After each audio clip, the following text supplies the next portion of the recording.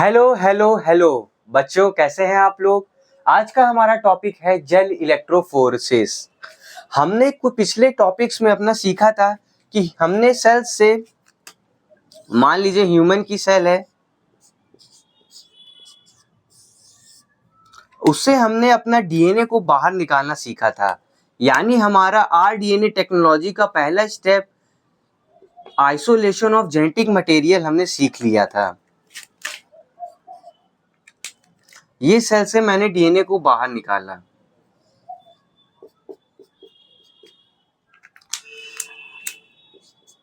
इसके बाद हमने अपना दूसरा स्टेप रेस्ट्रिक्शन एंजाइम की मदद से इस डीएनए को काटा था कई टुकड़ों में, ताकि हमारा काम का जीन बाहर आ सके और उसको हम अलग कर सकें, जिसकी वजह से आपका जो डीएनए जो बहुत बड़ा सेगमेंट है वो कई सारे टुकड़ों में टूट गया था।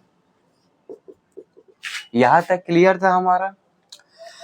अब इन टुकड़ों को अलग करना है और अपने काम का जीन को बाहर निकालना है। मान लीजिए ये जीन मेरा काम का जीन है, ये डीएनए का सेगमेंट मेरे काम का है। मुझे इस पूरे गुच्छे से अपना काम का डीएनए बाहर निकालना है। तो इस डीएनए को बाहर निकालने के लिए प्रोसेस को जेल इलेक्ट्रोफोरेसिस कहते हैं। समझे? इधर देखिए, isolation of genetic material DNA is known as gel electrophoresis. किसकी मदद से? साइज की मदद से, यानी कौन बड़ा है कौन छोटा है, इससे हम आइडेंटिफाई करेंगे और अपने सेगमेंट को बाहर निकालेंगे। टर्म देखिए, लिखा है जेल इलेक्ट्रोफोरेसिस। इलेक्ट्रो का मतलब यहां पर है इलेक्ट्रिक फील्ड से, शॉर्ट में मैं ईएफ लिख दे रहा हूं। जेल तो आप सभी को पता है, वो जेली खाए ना आप, जो ना सॉलिड रहती ना लिक्विड रहती है, उसी तरह का जेल है। यानी यहाँ पर जेल में इलेक्ट्रिक फील्ड को अप्लाई करके डीएनए सेगमेंट को बाहर निकालना अपने काम का, ये जेल इलेक्ट्रोफोरेसिस कहलाता है। ठीक, देखिए इसकी डिफिनीशन मैंने यहाँ पर लिख दी है। Gel electrophoresis is a method, ये एक ऐसा तरीका है दैट सेपरेट मैक्रोमोलिक्यूल, जिससे हम मैक्रोमोलिक्यूल्स को, जो कि हो सकते हैं न्यूक्लिक एसिड, उसमें डीएनए भी हो सकता है या आरएनए भी हो सकता है, और प्रोटीन को भी हम अलग कर सकते हैं। किसके बेसिस में? साइज के बेसिस में। सबसे इंपॉर्टेंट पॉइंट यहाँ पर यह है कि किसके बेसिस में आप अलग कर रहे हैं? साइज के बेसिस में, यानी कौन बड़ा है या कौन छोटा है। ठीक, डिफिनेशन क्लियर हुई आपकी। अब देखिए, इस टेक्निक में हम जो जेल इस्तेमाल में लेते हैं वो हम रिक्वायर्ड करते हैं आपके सीवीड से। सीवीड क्या होता है? सीवीड आपका होता है ब्राउन एल्गी, पानी के अंदर रहता है ब्राउन एल्गी। उसको हमने पानी से बाहर निकाला, उसको सुखाया, उसको सुखा के उसका पाउडर बना देते हैं। उसके बाद हम क्या करते हैं, देखिए अब हम आपको जेल बनाना सिखाते हैं। यहाँ पर देखिए, सबसे पहले मैं आपको जेल बनाना सिखाता हूँ जो जेल इलेक्ट्रोफोरेसिस में इस्तेमाल होता है, जिसे हम एगरोस जेल भी कहते हैं, जो हमारा सीवीड से बना होता है और सीवीड हमारा ब्राउन एल्गी से लिया जाता है। देखिए, सबसे पहले मैंने यहाँ पर टेस्ट ट्यूब एक ले लिया है। ठीक, टेस्ट ट्यूब लेते समय मैंने यहाँ पर जो पाउडर फॉर्म में आपका सीवीड था,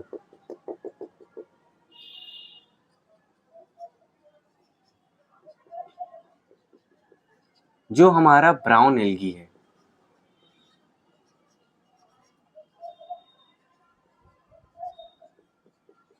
उसको इसके अंदर टेस्ट ट्यूब के डाल दिया जाता है। डालने के बाद यहाँ पर हमको पाउडर को लिक्विड में फॉर्म करना है, तो हमें कुछ पानी मिलाना होगा। पानी मिलाने के लिए यहाँ पर हम इस्तेमाल करते हैं बफर सॉल्यूशन। बफर सॉल्यूशन इस्तेमाल करने से हमें ये फायदा होता है कि हमारा पीएच मेंटेन रहता है। ठीक, तो यहाँ पर मैंने बफर सॉल्यूशन को ऐड कर दिया।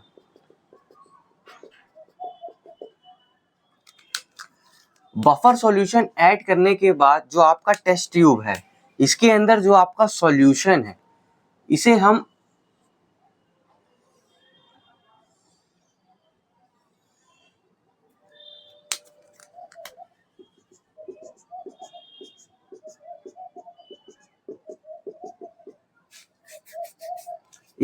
एग्रोस जेल कहते हैं।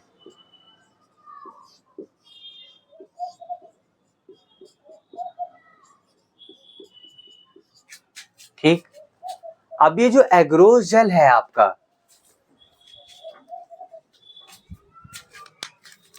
इसमें हम यहाँ पर, आप सभी को पता है कि डीएनए अगर हम सेल से, बॉडी के सेल से बाहर निकालते हैं तो हमें वो अपने आंखों से विजिबल नहीं है ना। तो उसको विजिबल करने के लिए, उस डीएनए को देखने के लिए यहाँ पर हम एक स्टेनिंग का सामान डालते हैं, जो कि होता है हमारा इथिडियम ब्रोमाइड।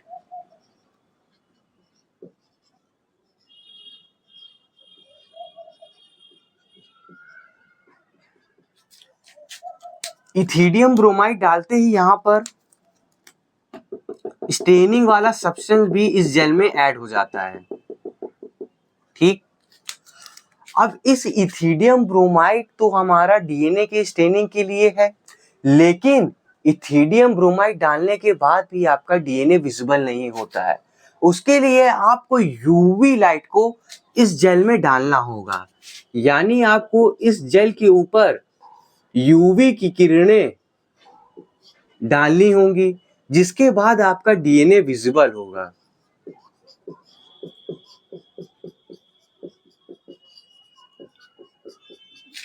आपका विजिबल लाइट में ये नहीं शो होता है, यूवी की लाइट डालनी पड़ेगी इथिडियम ब्रोमाइड एग्रोस जेल में, तब आपका डीएनए विजिबल होगा। और आपका डीएनए जो विजिबल होगा वो कुछ ब्राइट ऑरेंज कलर का होता है।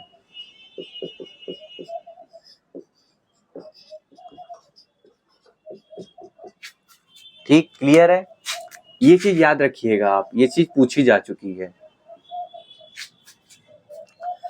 यहाँ पर आपका एग्रोस जेल का लिक्विड तैयार हो गया है। अब इसको हम एक ट्रे में डालते हैं। इसको लिया, ट्यूब, इसको ऐसे पलट दिया और इस ट्रे में भर दिया। इस ट्रे में फिलिंग के समय यहाँ पर हम कुछ खांचे छोड़ देते हैं। कैसे? देखिए इधर,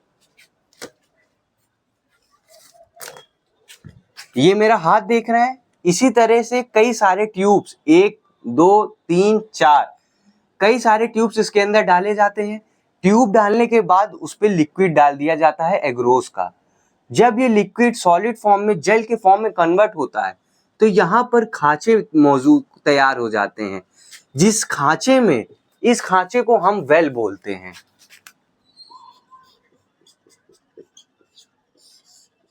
ठीक, इसी खांचे में हम अपना डीएनए सैंपल डालते हैं।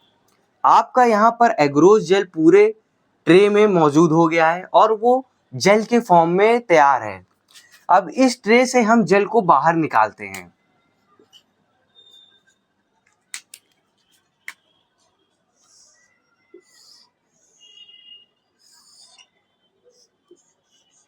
ये आपके गड्ढे हैं।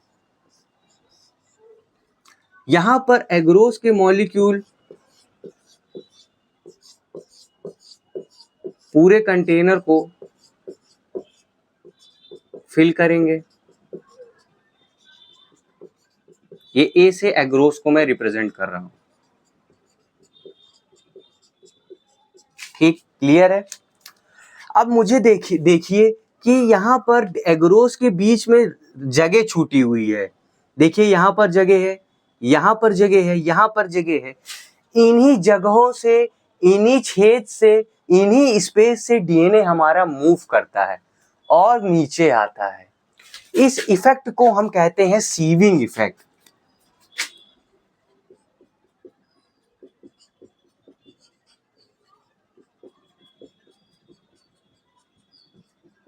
ठीक, सीविंग का मतलब जनरली रहता है छन्नी, जैसे आप छन्नी लगाते हैं, छानते हैं, जो छोटे सामान होते हैं वो नीचे गिर जाते हैं, बड़े सामान ऊपर रहते हैं, वैसे ही यहाँ पर भी जो बड़े डीएनए है वो ऊपर रह जाएंगे और छोटे डीएनए नीचे रह जाएंगे। कैसे? आइए इसको मैं बताता हूँ कि डीएनए डालने के बाद कैसा होता है। इतना पहले आप नोट कर लीजिए। ये हमारा आइसोलेट किया हुआ डीएनए था जिसे हमने सेल से बाहर निकाला था। जब हम इसको आरी की मदद से काटते हैं, फुल फॉर्म, हाँ, रेस्ट्रिक्शन एंजाइम, काटने से इसके डीएनए के कई सारे टुकड़े हो जाते हैं।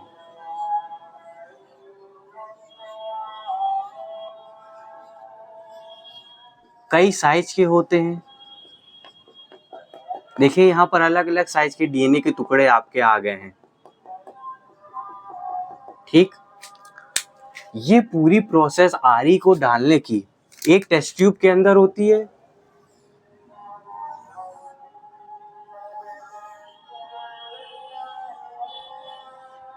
अब इस टेस्ट ट्यूब में आपके डीएनए के कई सारे टुकड़े आ गए हैं। आप सभी को पता है इसको हम स्पूलिंग की मदद से, यानी एक डंडी डाल के इसको डीएनए के फ्रैगमेंट्स को बाहर निकालते थे। याद आ रहा है? अब जब डीएनए को हम बाहर निकालेंगे तो इस डीएनए को हम इन वेल्स में डाल देंगे जो कि हमारे गड्ढे हैं। यहाँ पर आपके कई सारे डीएनए के फ्रैगमेंट्स मौजूद आ जाएंगे, कई साइज के। अब देखिए मैंने यहाँ पर आपकी एग्रोस जेल बनाई हुई है। ये एग्रोस जेल में जो छोटे छोटे मॉलिक्यूल हैं उनको मैंने ए से रिप्रेजेंट किया हुआ है। अब यहाँ पर क्या होता है, जब डीएनए के कई सारे फ्रैगमेंट्स इस जेल के अंदर आते हैं तो यहाँ पर ये एग्रोस जेल में देखिए ऐसे करके मूव करते हैं। आप सभी को दिख रहा है इनके बीच में जो खांचे हैं, यहाँ पर स्पेस है जिसकी वजह से डीएनए आपका नीचे आता है। यहाँ पर कुछ जो डीएनए बड़े साइज के होते हैं वो ऊपर रुक जाते हैं, उनसे छोटे साइज के नीचे रुकते हैं और उनसे छोटे साइज के उससे नीचे रहते हैं। क्यों? क्योंकि यहाँ पर ये एक तरह की छन्नी की तरह प्रयोग में हो रहा है। इसीलिए इस इफेक्ट को, डीएनए के नीचे आने को, एग्रोस जेल में सीविंग इफेक्ट भी कहते हैं। यहाँ तक हमारा क्लियर है? अब जब डीएनए यहाँ पर बड़ा साइज का यहाँ रुक जाता है, उससे छोटा, उससे छोटा, उससे छोटा, इस डीएनए को नीचे लाने के लिए एक इलेक्ट्रिक फील्ड अप्लाई करते हैं। क्यों अप्लाई करते हैं? इधर देखिए। डीएनए आप सभी को पता है कि निगेटिवली चार्ज मॉलिक्यूल होता है। क्यों निगेटिवली चार्ज होता है बताइए? हाँ, क्योंकि यहाँ पर आपका फॉस्फेट ग्रुप प्रेजेंट होता है जिसकी वजह से आपका डीएनए निगेटिवली चार्ज मॉलिक्यूल होता है। इस निगेटिव की चार्ज की वजह से हम इस एग्रोस जेल में कैथोड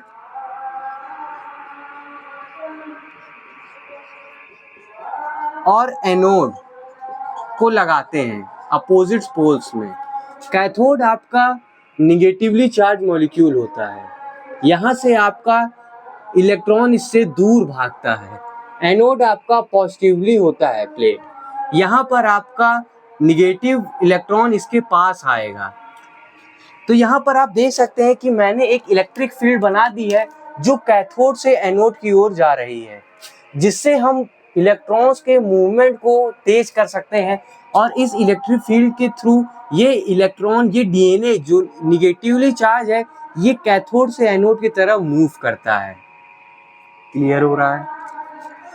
अब मूव करने के बाद आपको ये याद रखना होगा कि एनोड आपका पॉजिटिवली चार्ज होता है और कैथोड आपका निगेटिवली चार्ज होता है। बच्चे इसको भूल जाते हैं, तो इसको मैं कैसे याद कराता हूँ। C से कैथोड, C से कैटायन, यहाँ पर C से कैटायन आएगा। A से एनोड, A से एनायन, यहाँ पर एनायन आएगा। एनायन आएगा तो उसका अपोजिट चार्ज ये पोजेस करेगा जो होगा पॉजिटिव चार्ज। यहाँ पर कैटायन आएगा यानी पॉजिटिव चार्ज आएगा, इसका अपोजिट होता है निगेटिव, तो यहाँ होगा निगेटिव। ठीक, इस तरह याद कर लेंगे। अब देखिए, ये तो हम बात कर रहे थे मॉलिक्यूल के लेवल में। जब इसको हमने डीएनए को अपनी आंखों से देखा कि हमें जेल में क्या दिखाई दे रहा है, तो हमें कुछ इस तरह का ब्लैंक दिखाई दे रहा था। सर, ये डीएनए जो आपने नीचे डाला है वो कहाँ चला गया? बेटा, डीएनए आपकी नेकेड आई से यानी आपकी आंखों से विजिबल नहीं होता है। इसको आप अगर सेल से बाहर भी निकाल देंगे तब भी आपको दिखाई नहीं देगा। इसके लिए हम यहाँ पर डीएनए की स्टेनिंग करते हैं और इस एगरोस जेल में इथिडियम ब्रोमाइड को डालते हैं। इथिडियम ब्रोमाइड हमारा स्टेनिंग डीएनए के लिए पर्पस के लिए यूज होता है। जब आप इसमें इथिडियम ब्रोमाइड डालते हैं जेल में, इसके बाद भी आपको डीएनए नहीं विजिबल होता, क्योंकि इथिडियम ब्रोमाइड डालने के बाद आपको इसमें यूवी रेडिएशन को पास कराना होगा, यानी इसमें यूवी लाइट डालनी होगी। जैसे ही आप इसमें इथिडियम ब्रोमाइड स्टेन और यूवी लाइट किरणों को डालते हैं, वैसे ही आपकी देखिए इस वेल के नीचे जो डीएनए है वो कुछ इस तरह से बैंड के फॉर्म में आपको विजिबल होने लगते हैं। यहाँ पर आपके जो डीएनए के फ्रैगमेंट्स हैं ये बैंड के फॉर्म में विजिबल होंगे, जिसका कलर होगा आपका ब्राइट ऑरेंज कलर। कैसा कलर? Bright orange.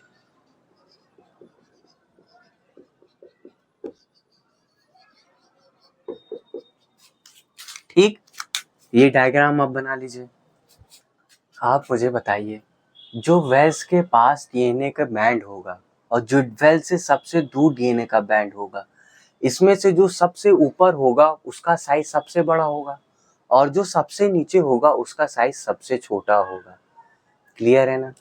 इसका मतलब जैसे ही हम यहाँ से ऊपर से नीचे जाते हैं, वेल से दूर जाते हैं, तो हमारा जितनी दूर जाएंगे उतना छोटा डीएनए का सेगमेंट हमको प्रोवाइड होगा। इसका मतलब जो हमारा ये वाला सेगमेंट है ये हमारा स्मॉलेस्ट सेगमेंट है या स्मॉलेस्ट फ्रैगमेंट है डीएनए का।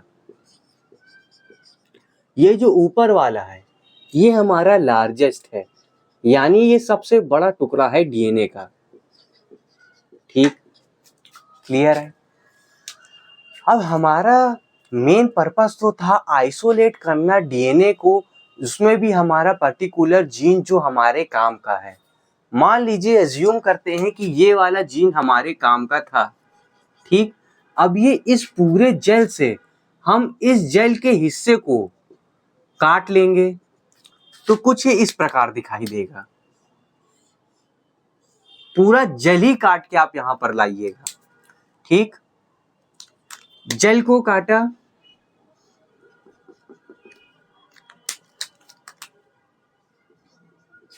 इसके बाद इसको हम मेल्ट करवाते हैं, यानी थोड़ा टेम्परेचर इसका बढ़ाते हैं, जिससे क्या होता है ये जो एग्रोस जेल है ये रिमूव हो जाता है और हमारा केवल डीएनए फ्रैगमेंट हमें मिल जाता है। ठीक, ये हमारा क्या था? DNA fragment.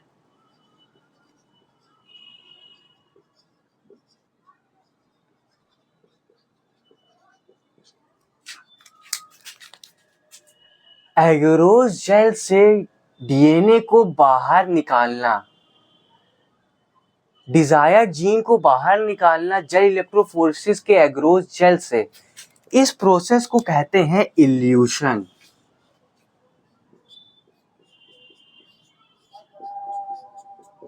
ठीक,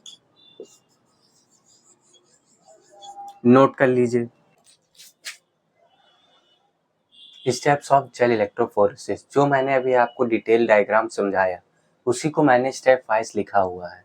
एक बार पढ़ के आपको दिखा देता हूँ, इसको साथ साथ आप नोट कर लीजिए। After loading of DNA into the agarose gel, electric field applied, यानी एग्रोस जेल में डीएनए डालने पर हमने उस पर इलेक्ट्रिक फील्ड को लगाया था। Under electric field DNA fragment move to anode. ये यहाँ पर सवाल आएगा कि डीएनए फ्रैगमेंट आपके किस जगह पे मूव करते हैं, किसके पास जाते हैं, तो ये याद रखिएगा एनोड के पास जाते हैं। ठीक, because DNA are negatively charge. Third point है the DNA fragment separate out according to size. यहाँ पर आपको पूछेगा कि किसके रिस्पेक्ट में आपके डीएनए अलग अलग हो रहा है, तो ये साइज के रिस्पेक्ट में है, ठीक। Through sieving effect provide by agarose gel. Fourth point है hence the smaller the fragment the farther it moves। Fifth point है the separated DNA band can be visualized after staining the DNA with ethidium bromide followed by exposure to UV radiation। यानी हमने उसमें ethidium bromide staining के लिए डाला था और उसमें फिर यूवी रेडिएशन को इमिट करवाया था। सिक्स पॉइंट है DNA band appear bright orange colour. DNA band हमको कैसा विजिबल था? ब्राइट ऑरेंज कलर का। नोट कर लीजिए। जेल इलेक्ट्रोफोरेसिस आपका एक और काम आता है, ये चेक करता है कि आपका रेस्ट्रिक्शन एंजाइम ने डीएनए को डाइजेस्ट किया है कि नहीं किया है। कैसे करता है? इधर देखिए, यहाँ पर मैंने एक डीएनए का सेगमेंट बनाया हुआ है, ठीक। अब इस डीएनए के टुकड़े को, या यूं कहिए ये डीएनए को मैं रेस्ट्रिक्शन एंजाइम की मदद से तोड़ता हूं। रेस्ट्रिक्शन एंजाइम शॉर्ट में आरई, यहाँ पर मान लीजिए एक्स कोई होगा नाम, उसको इस्तेमाल कर रहे हैं, यहाँ पर वाई, यहाँ पर रेस्ट्रिक्शन एंजाइम जेड, ठीक। यानी यहाँ पर मैंने 3 तरह के रेस्ट्रिक्शन एंजाइम लिए हुए हैं। अब रेस्ट्रिक्शन एंजाइम एक्स जब इस डीएनए पे वर्क करता है तो देखा कि ये डीएनए वैसे का वैसा पूरा ही आ गया स्टैंड, यानी इसने इस डीएनए को कहीं भी कट नहीं लगाया, यानी यहाँ पर डीएनए फ्रैगमेंट तैयार नहीं हुआ। जब वाई को देखा इस डीएनए पे परफॉर्म करके तो देखा इसमें कुछ टुकड़े तैयार हो गए थे, ठीक। 2 टुकड़े यहाँ पर हैं। जब जेड ने इस डीएनए पे अपना रेस्ट्रिक्शन एंजाइम को वर्क कराया तो देखा कि कई सारे टुकड़े यहाँ तैयार हो गए थे, ठीक। अब देखिए ये डीएनए और ये डीएनए, इन सब टेस्ट ट्यूब के डीएनए को हम जेल इलेक्ट्रोफोरेसिस में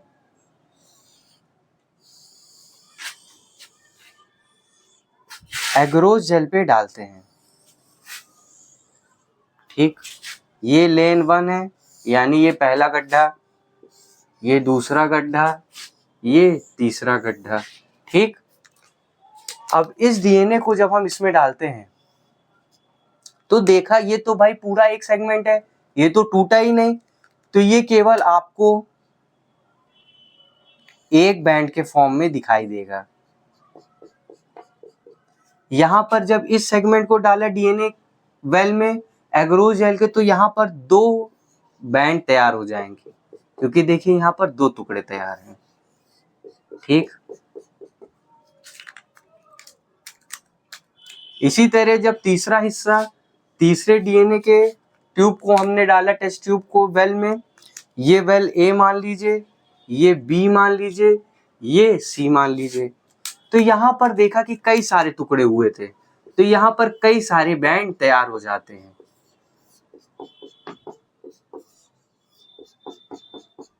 ठीक।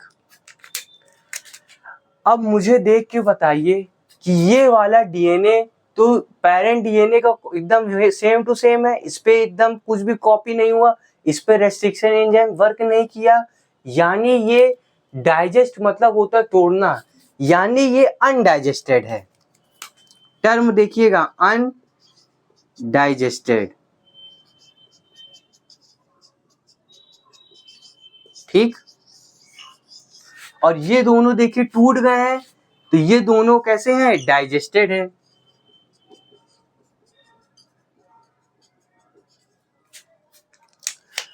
अब ये वाला अनडाइजेस्टेड है, तो ये आपको ये बता रहा है कि यहाँ पर रेस्ट्रिक्शन एंजाइम का वर्क नहीं हुआ, यानी रेस्ट्रिक्शन एंजाइम डाइजेस्ट नहीं कर पाया।